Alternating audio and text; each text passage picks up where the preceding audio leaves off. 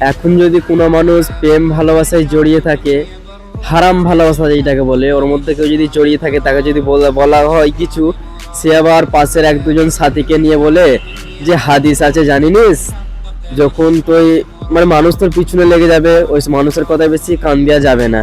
তো ভাই হাদিসটা কি আছে? হাদিসটা তুমি বুঝতে ভুল করেছো। হাদিসটাই আছে যে যারা সৎ পথে চলে, যারা আল্লাহর পথে হাঁটে, তখন মানুষ তার পিছনে লেগে যায়। আর তুমি কি পথে রয়েছো? তুমি সুদের টাকায় গোশ কিনতে গেছো, আবার যে জিজ্ঞাসা করছো যে হালাল নাকি? টাকাটা তো হারাম, আর গোশটা হালাল হয়ে কি হবে? মুরগিটা হালাল হয়ে কি হবে?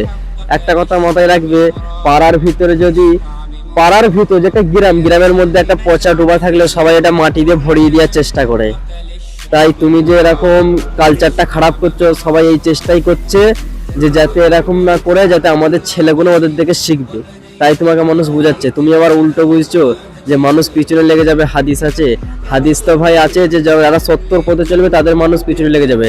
আর তুমি কি পথে রয়েছো? তোমাকে আমি আবার বলছি, তুমি সুদের টাকায় গোশ কিনতে গেছো, আবার যে জিজ্ঞাসা করছো যে মুরগিটা হালাল তো নাকি?